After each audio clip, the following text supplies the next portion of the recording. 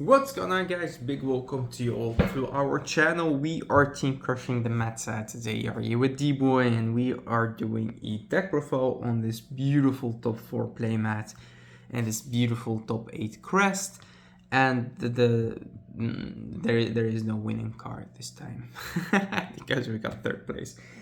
And I thought that the pricing went into the third place, but that was not so smart of me. I was wrong, but we'll talk about it.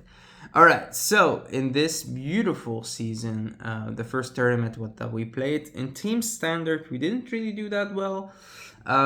Things just didn't go as we hoped. What happened is that we have had losses that were very, very unlucky, and then they were just at the wrong timing for us to not climb up to the top 8.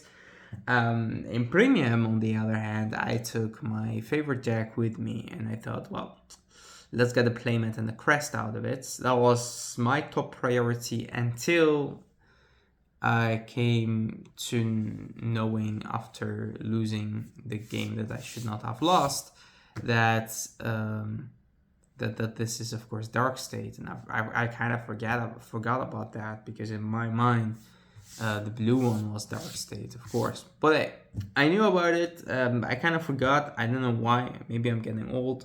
I think I'm getting old. Friday I will be 32. Damn old.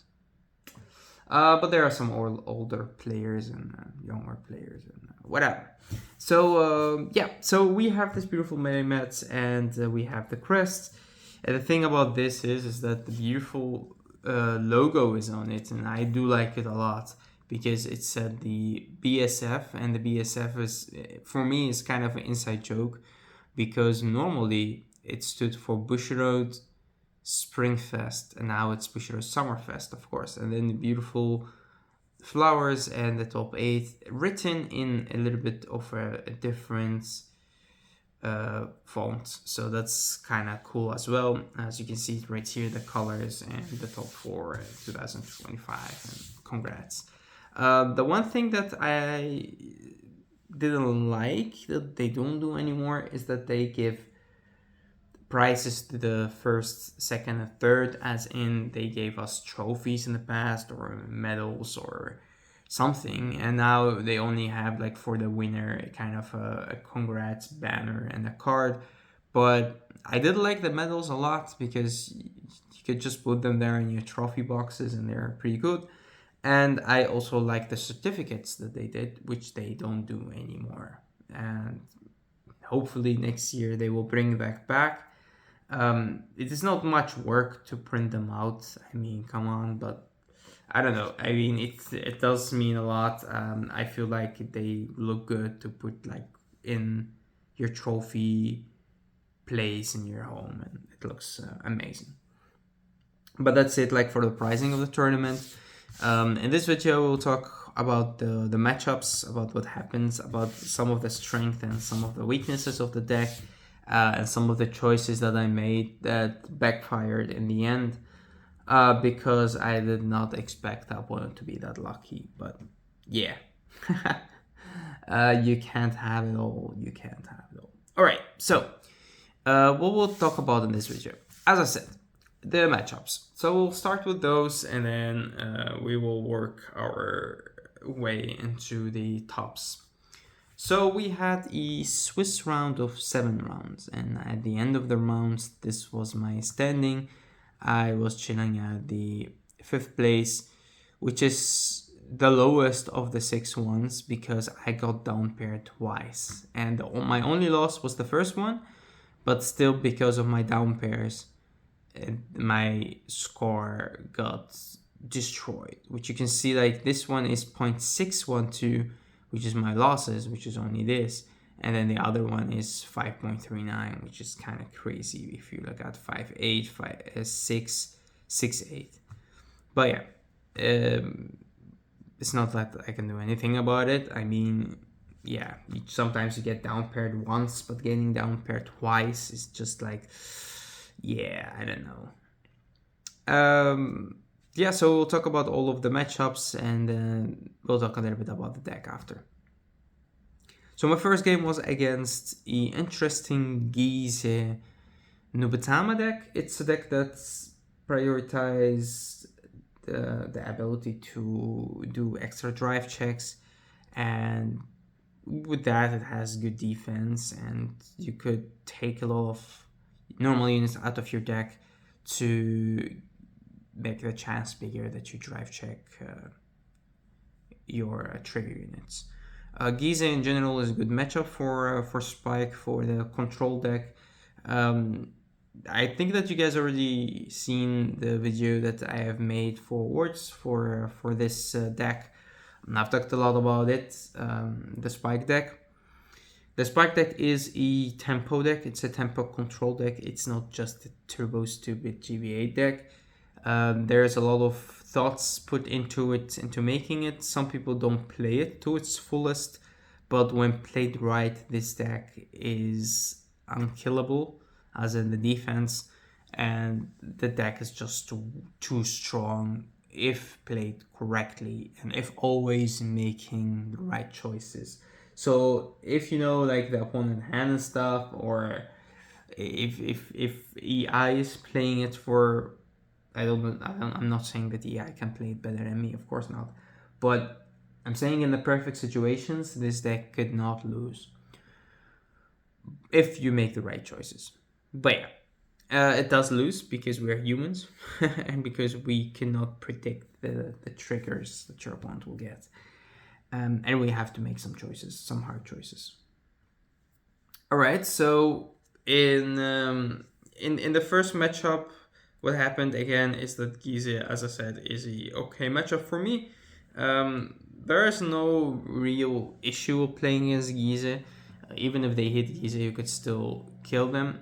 And what happened there in that match is that he, I think he flipped 4 face-up Zero's Dragons, and I was already on the GB8. So yeah, the GB8 deck is just faster, and if he stopped attacking, then I could do the same thing without giving him damage, and then it will be about flipping cards face-up. And as a Spike player, as the turbo player, as the control player, you will win that race. So it was an okay matchup.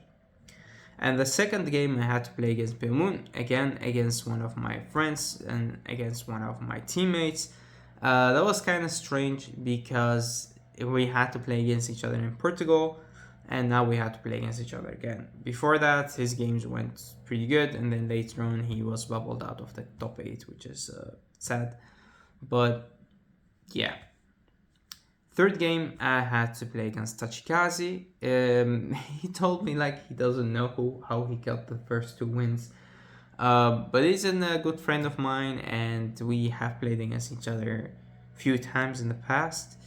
And I didn't know that he plays Touchy, but he's a Touchy player, and it was fun to play against Touchy. Touchy, he built it very aggressively, more of a V plus build, and that was also one of the reasons why he was able to win lots of his games. Playing against a control deck, a tempo deck, it's of course up to Spike to control how fast the match goes and to get some defensive cards at the start that could help you not die. But yeah, it was a good matchup, was a win as well. And then I had to play against Reverse Ace, who was my opponent in the finals in Portugal, a very, very, very good friend of mine, Victor. And this time he played Victor. Victor played Victor. Victor is a good deck, and Victor is a good player. And then the combination of the two was pretty nice. We had a lot of fun during that game. We were laughing about the fact that we had a deal to only face each other in the finals, but hey, we don't know what happened.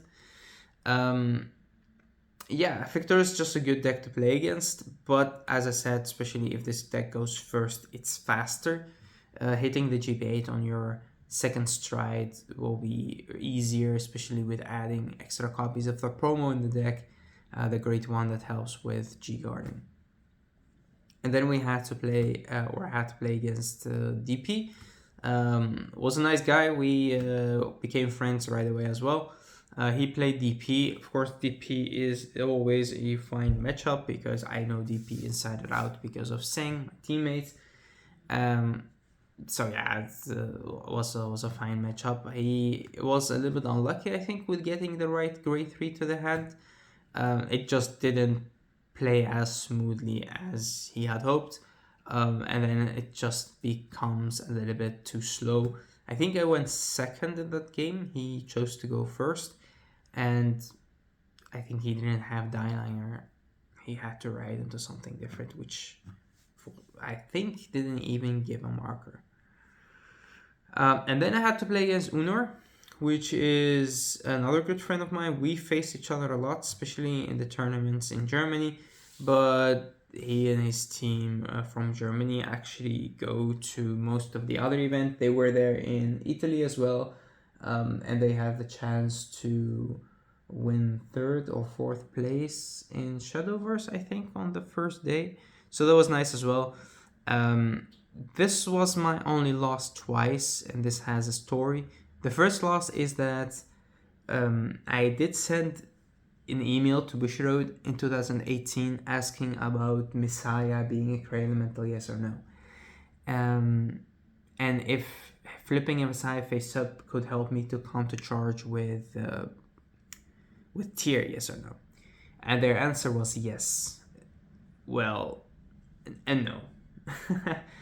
Messiah is not a Cray Elemental by itself. Messiah is actually a god, and it belongs to the clan Messiah. And if you ask, okay, so what's the nation? There is no nation. Messiah is not of a nation or a clan. But it may be regarded as a Cray Elemental because of the fact that if it's not, then the drive checks will not work, and because you don't have a unit of the same clan and nation on the field, and you could not even stride into it. So they made it a Cray Elemental, or been regarded as a Cray Elemental for that reason. And then Overdress came. And when Overdress came, before that we had Gize, and Gize stays clear that it is a Cray Elemental. But in Overdress we had those grade 10s and grade 11s. And those cards are not of a clan and nation, but it's a little bit different. If you look at the nation and the clan logo, I will put a picture on the screen, you will also see that they have no nation or a clan logo, which means that they don't belong to a clan. But for Messiah it's different, because the Messiah has the icon or the place where it could stays what it is, but then it says nothing. So if you look at Messiah itself, right here, you have Messiah as a clan, and the nation is the same color of the Cray Elemental, but it says nothing. But assuming that the information that I've got from Bushiroad in 2018 were correct, I played Messiah as a Cray Elemental, as we always knew that it is. But then my opponent was like, I don't think that it's a Cray Elemental, and he told me, like, throughout testing that they came through the same conclusion or the same issue, and they never regarded it as a Cray Elemental. And then we asked the judge, and the judge read the card, and they said it doesn't say Cray Elemental, so assuming it's not Cray Elemental. So I told him that I have an email from Bushiroad from 2018 that says it's a Cray Elemental. He says, okay, but still, as a head judge, I will have to take a decision now regarding or disregarding your email and saying it's not a Cray Elemental. And because of that, I didn't countercharge enough to play out around the 3 Honories that they had in the background.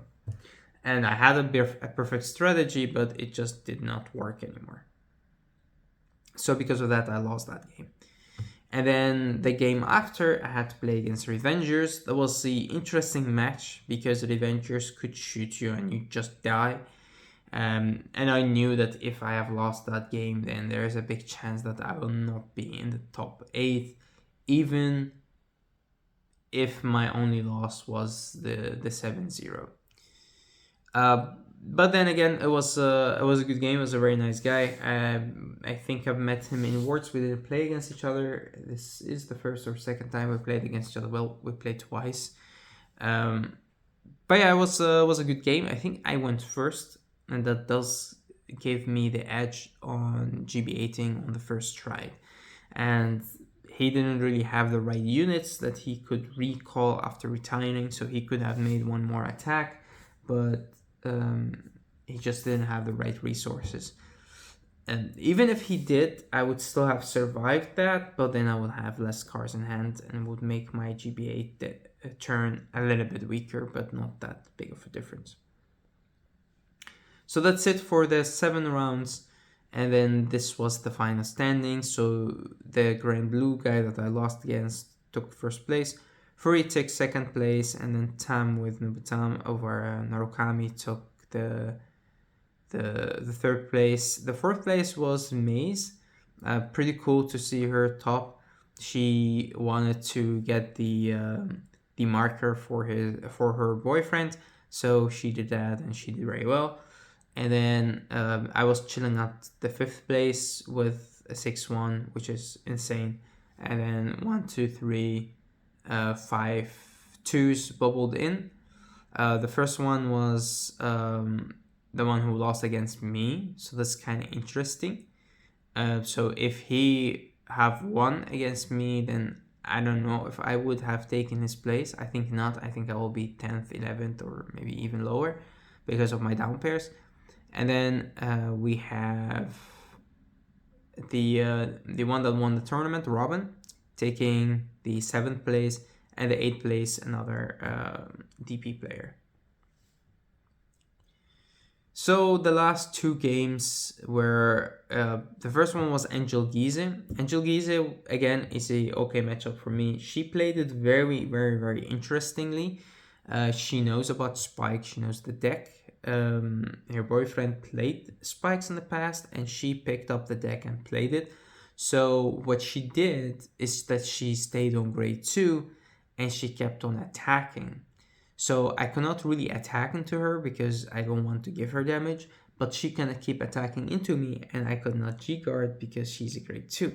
Yes, I can stride after a while, after me being already a turn on grade 3, but it doesn't change the fact that I could not G-guard, and with that, my turns will go slower. So I had to manage my counterblasts to have 2 for Ace and 1 for Merendol, or Merendol doesn't need one, but 2 for Ace, and with that, it was fine. I was able to GB8 before she gigs it, and although she had lots of cards in hand, she cannot power up from her damage checks, and that's just one of the reasons why this deck is so good against Gize. And then I had to play against Unor again. The same strategy he used against me in the top 8. He had the 3 Honorees chilling in the back. The strange thing about this is that he had a very weak starting hand, and if I would have rushed him right away, which was also my strategy, he would have lost, or a big chance that he would have lost. He could still heal and OT and whatever, but I didn't do that because I had triggers and only the cards that enable the GB8 in my hand, which makes it very, very, very difficult to rush. So I needed other cards to do that. What happened there is that he attacked into me using Obadiah, calling 3 Holonies in the back row, and drew some cards out of ship. And I used the 3 G-guards right away to GB8 on my second stride, trying to play around the 3 Holonies. And I had a perfect strategy to play around it. That was not the issue. The issue is that I was on 2 damage and he was on 1. So the first damage that I hit him was a crit. The second damage that I hit him was a heal, so he went back to 2. The third damage that I hit him was a crit. And the fourth damage that I hit him was another heal and he went back to 3. So he was chilling on 3 damage, if I remember correctly, and he already have had 4 triggers, which means that their Vanguard of Grand Blue was chilling on 52. Well, there is a card in my deck that could hit above that, but it's just pushing it. I was like, I'm already playing around the 3 Honolys. It's the same like playing around the Watermelon order. It's closer to the resources that I need in my hand, but hitting above 4 triggers is just not worth it. And also, I felt that there was the Brand Gates OT. Not looking at the art, I know the art, but just the color, I don't know why I felt Brand Gate. And I also thought that the winning card will go to the first, second, third, and fourth place. Why? Because it was like that in the BCS. So yeah, but it's different in the BSF, which I should have known, which I know, but I forgot. I think, I don't know. But even then, I don't know if I pushed, I would have still won. I think that he still had like 2 markers in his hands and maybe a PG or 2. I don't know. So he could have stopped 2 attacks if he wants to, but also he was chilling on 3 damage, so he could have still taken the 2 attacks that I make with my Devil Dome, because I could only make 2. So yeah, it would not have killed him. Even if 1 goes through, it would not have killed him. Yep. What did go wrong in my opinion in that game? Maybe I should have slowed the game down a little bit, or make it faster at the start. Well, I could not have made it faster at the start, but I could have chosen to wait 1 more turn with my GB8. Maybe hit them at higher damage, or see what they do with their Homilies, and just get more resources to the hand, or just put them at a higher damage. That's will give them a lesser chance to heal or to hit triggers. And the other thing is that I could have taken more damage because I stayed at 2. I could have taken more to him not being able to heal.